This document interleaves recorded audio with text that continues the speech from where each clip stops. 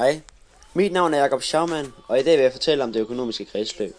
I det økonomiske kredsløb er der 5 forskellige dele, som styrer det økonomiske kredsløb. Nemlig banken, staten, husholdning, virksomheder og til sidst udlandet. De har hver deres specielle del i det økonomiske kredsløb. Bankerne udgiver lån til den individuelle borger, for at personen måske kunne købe en ny bil, som den person måske nu havde brug for. Bankerne låner også penge til virksomheder, så de kan købe for eksempel nye maskiner eller nye ting til nye produkter, så det nye produkt kan blive færdigproduceret og sat på markedet. Bankerne hjælper også staten med penge. Staten låner penge til at betale den gæld, de nu skylder til forskellige ting, som for eksempel hvis de nu ansætter flere i den offentlige sektor, så vil det kræve flere penge, som staten måske ikke lige har. Bankerne låner endda penge til banker.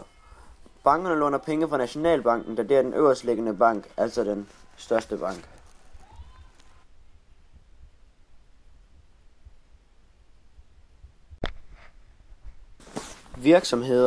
Virksomhederne udgiver for det første lån til den enkelte medarbejder. Derudover har virksomhederne også en opsparing i banken, til hvis nu noget skulle gå grueligt galt eller noget lignende. Virksomhederne sender også overvarer til udlandet og får så eksportpenge tilbage fra udlandet. Virksomhederne betaler selvfølgelig også skat og får til gengæld erhvervsstøtte.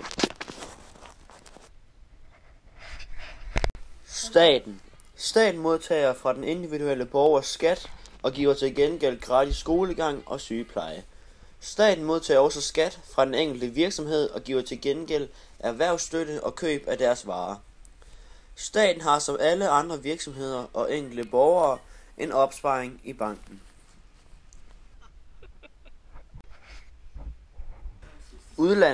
Udlandet har kun en lille plads i det økonomiske kredsløb, da danskerne oftest køber varer i Danmark. Udlandet har dog stor betydning for virksomhederne i Danmark. Hvis ikke udlandet var der, ville der ikke engang være halvt så mange virksomheder i Danmark, som der er nu til dags.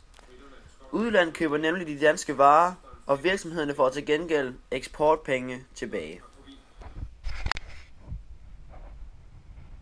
Husholdning. Den individuelle borger betaler skat til staten og får til gengæld gratis sygepleje og gratis skolegang. Den individuelle borger har også en opsparing i banken, måske fordi personen gerne vil ud at rejse en gang.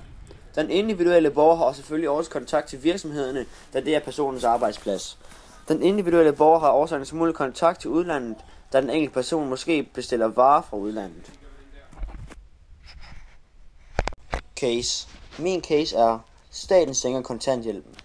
Hvis det skete, så ville staten for det første spare penge, men der ville også ske andre ting, som kunne være for eksempel. Hvis kontanthjælpsmodtagerne får mindre penge fra staten, så betyder det, at de ikke kan købe lige så mange ting, som de plejede at gøre, og det vil så gå ud over virksomhederne. Og hvis det går ud over virksomhederne, så går det også ud over medarbejderne, fordi de ville blive fyret, fordi der ikke er nok penge i virksomheden til, at de kan blive.